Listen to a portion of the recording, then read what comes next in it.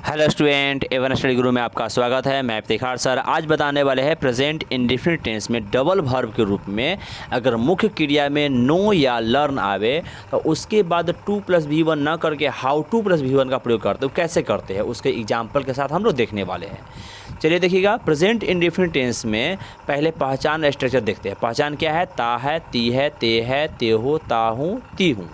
इस सब का affirmative, negative, yes no, WH का सारा एग्जाम्पल के साथ हम वीडियो अलग अलग बना चुके हैं। जो व्यक्ति नहीं देखे डिस्क्रिप्शन में लिंक है, वहाँ जाकर आप देख लीजिएगा।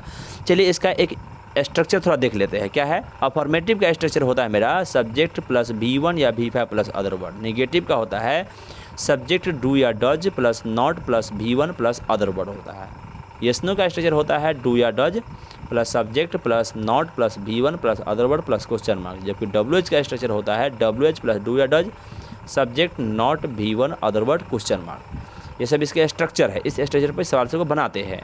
ठीक है, अब देखते हैं इसका प्रयोग। जो हाउ टू का प्रयोग करते हैं उसका कब प्रयोग करते हैं। लिखा हुआ हाउ टू का प्रयोग जब किसी वाक्य में मुख्य क्रिया के अलावा कोई दूसरा क्रिया दिया हो, यानी कि दो वर्ब दिया रहता है और मुख्य क्रिया के रूप में मतलब मेन वर्ब के रूप में नो, लर्न, ETC ऐसा कोई भी वर्ड आवे जो नो, लर्न से समानता हो यानी कि इसी समान हो तो मुख्य क्रिया के बाद दूसरे क्रिया को हाउ टू प्लस V1 के रूप में प्रयोग करते हैं। यानी कि अगर मुख्य क्रिया के रूप में KNOW नो आ गया या लर्न आ गया तो उसके बाद जब प्रयोग करेंगे ना तो उसके बाद हम टू प्लस V1 नहीं प्रयोग करेंगे, हाउ टू प्लस V1 का प्रयोग करेंगे। ठीक है ना। इसका प्रयोग करके बनाते हैं जो निम्नलिखित है, जो नीचे दिया हुआ है। ठीक है, चलिए देखते हैं एग्जाम्पल के माध्यम से। जो कि पहला एग्जाम्पल क्या दिया हुआ है, मैं अंग्रेजी बोलना जानता हूँ। लिखा हुआ जानना का मीनिंग नो होता है। जब पहली हम देख लेंगे जानता हूँ मतलब नो का प्रयोग हो गया और उसके अलावा बोलना आ गया, दूगो वर्ब आ गया। नो अगर अकेला आवे तो हाउ टू का प्रयोग नहीं होगा, लेकिन दूगो वर्ब आवे दूसरा वर्ब के लिए कंडीशन आता है। तो इसीलिए यहाँ देखेंगे कि मैं के हो जाएगा आई के अनुसार नो तो आई नो। अब बोलना का मीनिंग स्पीक लिखना है, स्पीक के लिए टू प्लस V1 नहीं करके हाउ टू स्पीक कर देंगे। क्या कर देंगे? How to.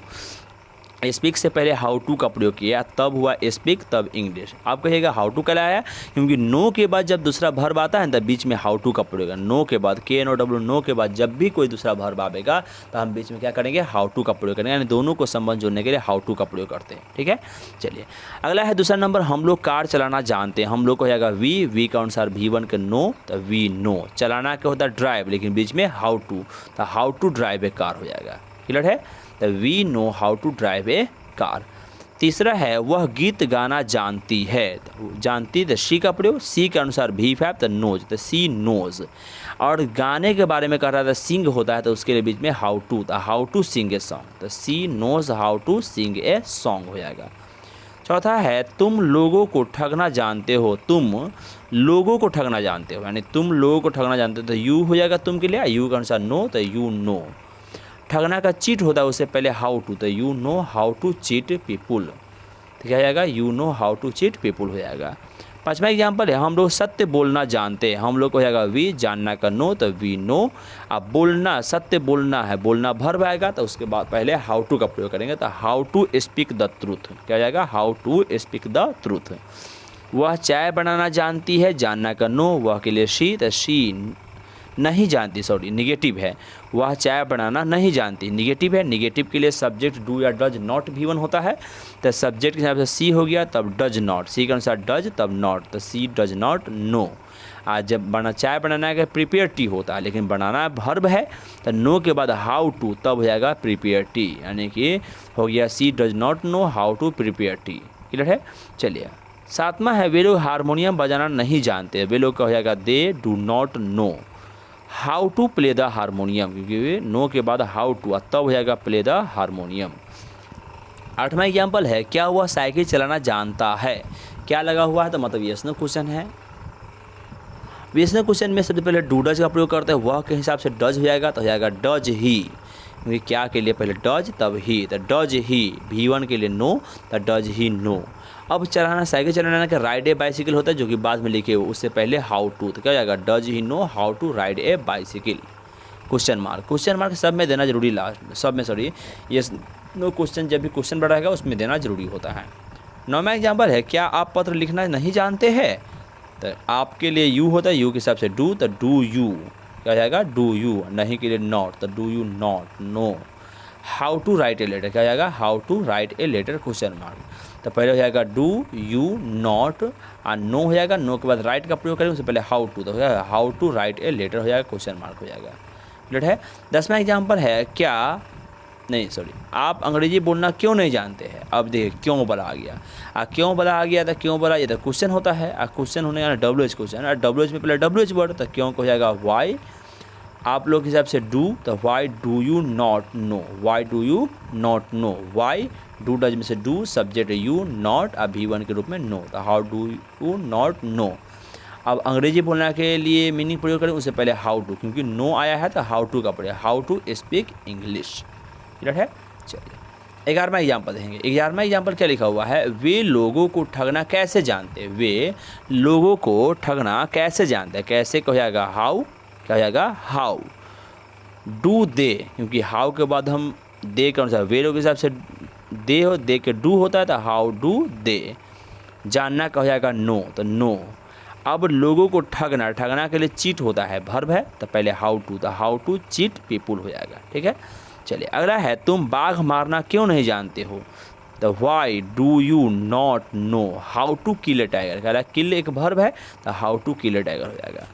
13वां है वह गीत गाना सीखता है, सीखना का प्रयोग हो गया, वह के लिए ही, तो ही के साथ भी लर्न्स, और सीखना एक वर्ब है तो यहाँ लर्न्स का प्रयोग कर दिए, लेकिन गाना भी एक वर्ब है तो हाउ टू का प्रयोग कर दिया, how to sing a song, क्या जाएगा हाउ टू, यानी कि लर्न के बाद नो के बाद हाउ टू होगा, लर्न के बाद भी हाउ टू आएगा। वे लोग अंग्रेजी बोलना सीखते हैं, तो दे के अनुसार V1 लर्न हो जाएगा, हाउ टू अंग्रेजी बोलना के स्पीक इंग्लिश। अगला है हम लोग हारमोनियम बजाना सीखते हैं, तो हम लोग को हो जाएगा वी का अनुसार हो जाएगा लर्न, तो वी लर्न V1, और सीखना के लिए लर्न हो गया तो वी लर्न, तब हाउ टू का प्रयोग कर देंगे, तब हारमोनियम बजाना का हो जाएगा प्ले द हारमोनियम, तो क्या हो जाएगा we learn how to play the harmonium. अगला है वह कार चलाना नहीं सीखता है, वह कार चलाना नहीं सीखता है, तो वह के लिए हो जाएगा ही, और नहीं क्यों है तो निगेटिव है, तो डू डज, तो he does not learn how to drive a car, यानी कि ही डज नॉट लर्न हो गया, हाउ टू लगा देंगे, तब ड्राइव ए कार, यानी चलाना का ड्राइव ए कार लिख दिए।